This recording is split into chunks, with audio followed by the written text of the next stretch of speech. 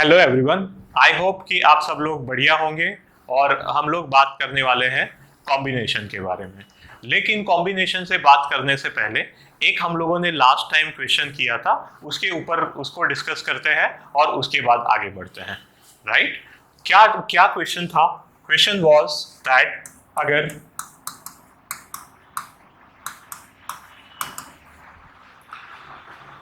इन letters में से Thursday words के लेटर में से अगर हम लोगों को 5 लेटर वर्ड चूज करना है, तो पहला क्वेश्चन ये था कि what is the probability that वो जो 5 लेटर्ड वर्ड बनेगा दैट विल बी HURSY। हाँ जी, क्या आपने सोचा इसके बारे में कि क्या प्रोबेबिलिटी आएगी इसकी? सबसे पहले हम लोग बात करते हैं टोटल नंबर ऑफ आउटकम्स की। This is 1 2 3 4 5 6 7 8। हमारे पास यहाँ पे 8 लेटर वर्ड है, मतलब कि 8 लेटर्स है, उसमें से हमें एक 5 लेटर वर्ड बनाना है। दैट इज हमारे पास 8 ऑब्जेक्ट्स है, उसमें से हमें एक 5 ऑब्जेक्ट्स वाला जो है वो वर्ड बनाना है। Right? So that is 8C5। Total outcomes, इसके जो टोटल आउटकम्स हो रहे हैं that is 8P5। That is 8 objects में से हमें 5 स्लॉट्स में चीजों को अरेंज करना है। So that is total outcomes are always for this 8P5, और you may think it as 8 into 7 into 6 into 5 into 4. In either way you can think of it, right? And as we can see, there is no as such um, repetition over there. Right? Now we are to find the word HURSY. So for that, what do we do is, what is favorable outcome? Can you think of the favorable outcome? Yes, you are rightly thinking so. The favorable outcome is just one, right? Because what we need to do is we need to find कि कितने ऐसे words हो सकते हैं। तो HURSY जो है वो अपने आप में एक ही वर्ड है, right? With this arrangement it is just the one word. So the answer for this is 1 upon 8P5. It's 1 upon 8P5. You may find the value of 8P5 and then you can get the answer. So this is the answer of first question. How about the second one? Second one में हमें क्या कहा गया था कि जो word है वो हमेशा वॉवल से चालू होना चाहिए। अब यहाँ पे हमारे पास कितने वॉवल्स हैं? यहाँ पे हमारे पास जो है वो एक और एक 2 वॉवल्स है। राइट? सो हमारे पास यहाँ पे 5 स्लॉट्स हैं, उसमें से एक जो है वो वॉवल है। राइट? तो हमारे पास यहाँ पे 2 वॉवल्स है और ये स्टार्ट हो रहा है एक वॉवल से चालू हो रहा है ये। तो इसका मतलब कि कैन यू थिंक ऑफ कि यहाँ पे कितने आउटकम्स पॉसिबल है? यहाँ पे 2 आउटकम्स पॉसिबल है। Either A could come here और U could come here. Right? So let's say for example A या U, दोनों में से कुछ भी। फॉर एग्जाम्पल रैंडमली मैं बात कर रहा हूँ यहाँ पे, लेट मी से कि यहाँ पे A आ रहा है। अब उसके बाद मुझे यहाँ पे 4 स्लॉट्स अवेलेबल है ऑलरेडी, और मेरे पास यहाँ पे अब A जो है I have already used A। अब मेरे पास यहाँ पे जो 1 2 3 4 5 6 7 इतने ऑब्जेक्ट्स हैं मेरे पास, इतने कैंडिडेट्स हैं, और मुझे उनको कितने स्लॉट्स में अरेंज करना है? 4 स्लॉट में। तो क्या हो जाएगा? इसका जो परम्यूटेशन होगा that is going to be 7P4. So 2 into 7P4, that is my favorable outcomes. यहाँ पे 2 आउटकम्स हो सकते हैं, आइदर A और U, और बाकी की 4 जगह पे जो है वो 7 में से कुछ भी हो सकता है। राइट? सो दैट इज यहाँ पे आंसर क्या आ जाएगा? 2 into 7P4 over 8P5. So this is going to be the answer in this case. I hope it is clear. और लास्ट वाला जो था उसमें क्या था कि पहला और लास्ट दोनों ही वॉवल्स होना चाहिए। सो उसके कितने हमारे पास अरेंजमेंट्स हो सकते हैं? लेट इज सपोज कि मैं यहाँ पे A रखता हूँ तो मैं यहाँ पे U रखूंगा, और अगर मैं यहाँ पे U रखता हूँ तो मैं यहाँ पे A रखूंगा। सो that is this is 1 permutation, this is another permutation, so that is 2। और बाकी के जो 3 स्लॉट्स है उसके लिए मेरे पास जो है वो 6 ऑब्जेक्ट्स है, 6 कैंडिडेट्स है, 3 स्लॉट्स है। So that is going to be 6P3। क्योंकि A और U तो ऑलरेडी यूज हो गया है तो वो यूज नहीं होगा, और बेसिकली हमारे पास 3 ही स्लॉट अवेलेबल रहे अभी। सो that is 6P3 upon the total outcomes that is 8P5.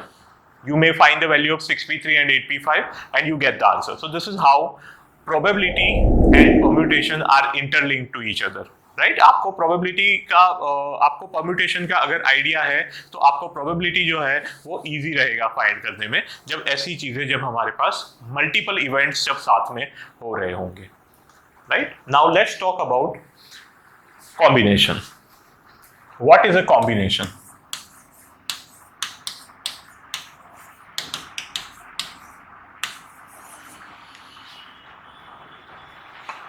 Okay, so combination means to select.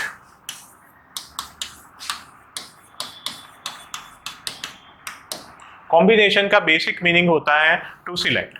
जैसे कि से फॉर एग्जाम्पल अगर मेरे पास लेट अस सपोज कि मेरे पास एक बैग है जिसके अंदर 5 रेड बॉल्स हैं और 7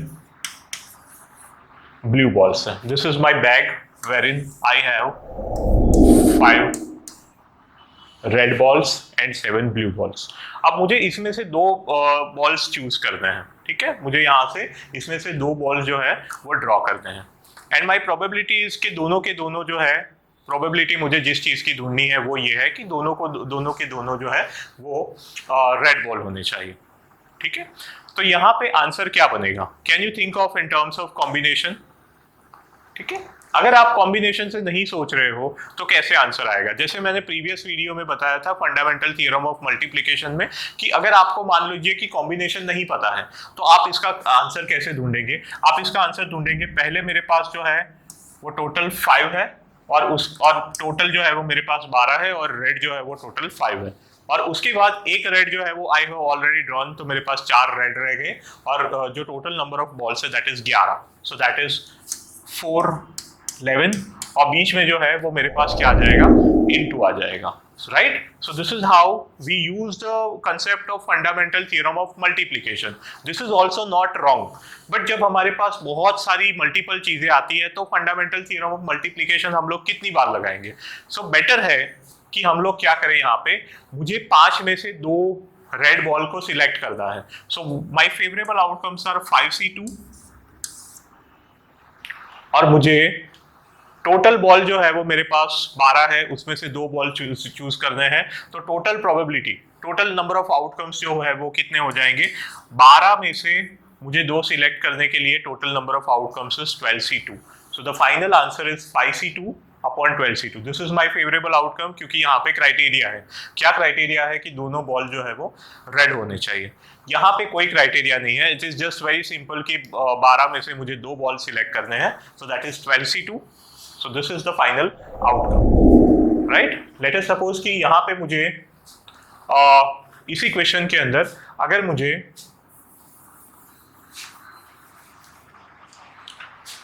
4 balls are to be drawn, 4 balls are to be drawn, इस बैग में से 4 बॉल निकालने हैं मुझे, उसमें से 3 रेड होने चाहिए और एक जो है वो मेरे पास ब्लू होना चाहिए। क्या लगता है इसकी प्रोबेबिलिटी क्या होगी? देखिए 3 रेड होने चाहिए, अब टोटल मेरे पास जो है वो 5 रेड है, उसमें से 3 रेड होने चाहिए, दैट इज 5C3, ठीक है। मुझे यहाँ पे जो है वो 5 में से 3 लेने हैं, so that is 5C3 into एक ब्लू बॉल चाहिए, दैट इज 7C1, 7 टोटल है, उसमें से एक चाहिए, और टोटल कितने बनेंगे? टोटल बनेंगे मेरे पास 12C4, so that means 5C3 into 7C1 upon 12C4, ये मेरा आंसर होगा for the probability when I am drawing 4 balls from which I want 3 red and 1 blue ball. So this is how combination has its own role into the probability. Let us suppose कि 4 cards are drawn from a pack of well shuffled 52 cards.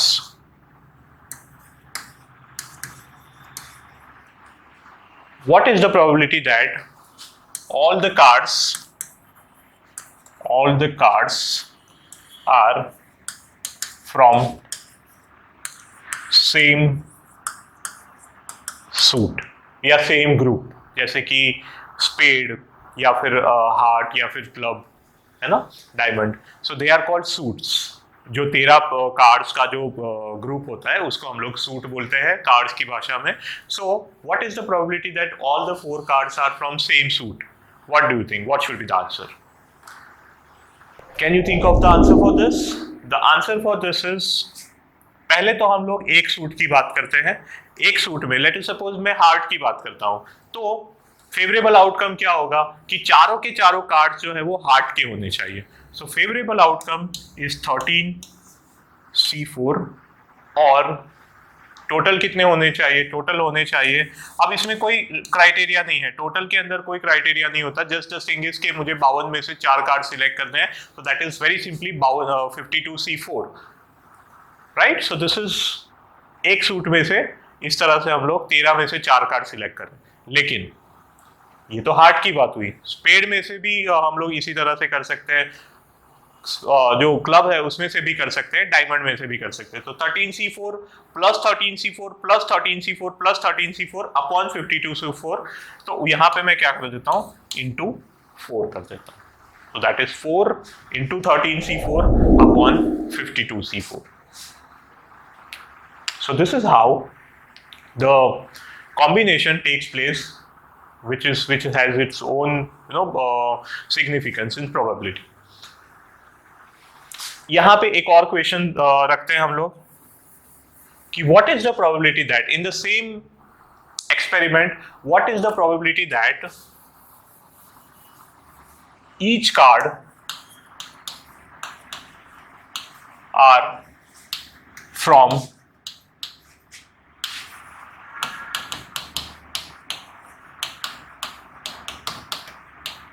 different suits? What is the probability that each cards are from different suits? इसमें क्या answer आएगा? इसमें answer आएगा, पहले तो total outcome जो है उसके वो होंगे 52C4. इसमें कोई चेंज नहीं हो रहा है. Now each card are from different suits, right. So इसका मतलब ये है कि हर ग्रुप में से एक कार्ड सिलेक्ट हो रहा है. So that means let's say for example 13C1, that is heart में से एक कार्ड चूज हो रहा है. उसके बाद अब देखिए मैं यहाँ पे इंटू क्यू कर रहा हूँ, उसमें मैंने प्लस किया था. इफ यू सी जो प्रीवियस वाला क्वेश्चन था उसमें मैंने प्लस किया था, क्योंकि now this is a very crucial thing to understand कि उसमें केस वाइज बन रहा था कि या तो स्पेड होगा या तो हार्ट होगा या तो फिर क्लब होगा. तो उसमें मैंने प्लस किया हुआ था. बट यहाँ पे मुझे ये भी चाहिए, ये भी चाहिए, ये भी चाहिए, क्योंकि सबके एक एक कार्ड्स चाहिए, क्योंकि मेरे पास टोटल 4 कार्ड्स है. सो दीज आर सब task. 13C1 is a subtask. Again, this is a subtask. This is a subtask. So मुझे यहाँ पे क्या करना पड़ेगा? Into करना पड़ेगा. Fundamental theorem of multiplication. 13C1 into 13C1 into 13C1. So that's actually 13 raised to the power 4 upon 52C4. This is going to be the answer in case of different suits.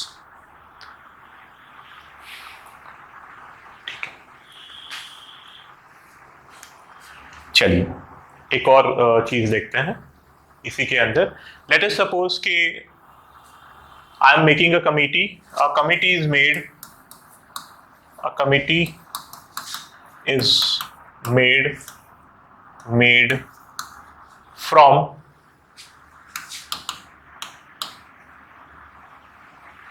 7 boys and as many girls.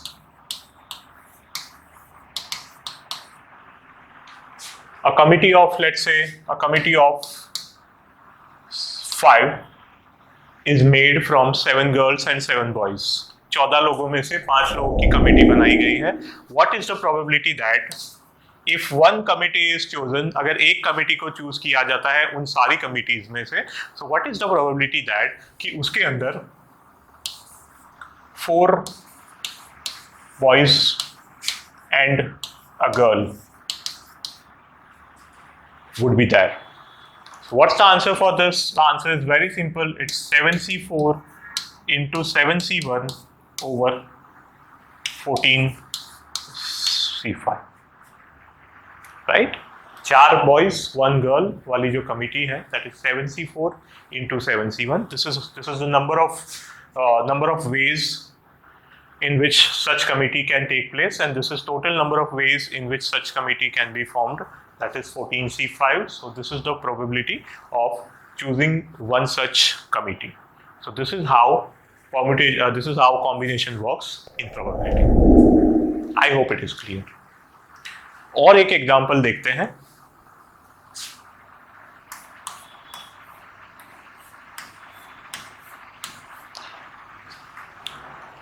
Let us suppose कि आपके पास there is an urn. Let's say for example there is a bag.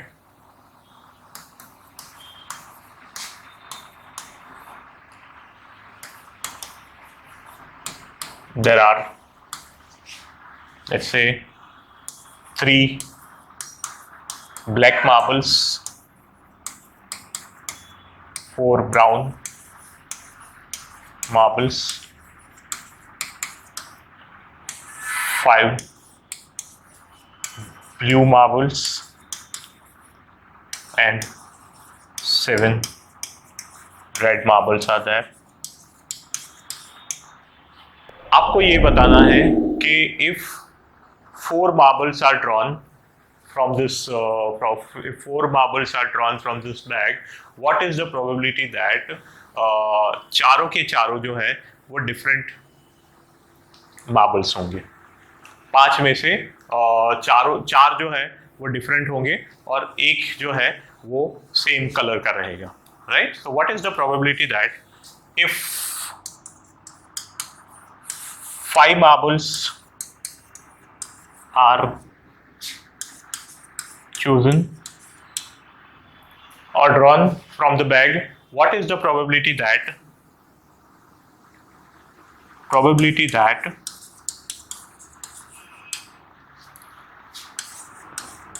4 of them are of different colors. 4 of them are of different colors, right? 5 marble हम लोग select कर रहे हैं, उसमें से 4 जो है वो डिफरेंट कलर के होंगे, मतलब कि कोई 2 जो है वो सेम कलर के होंगे.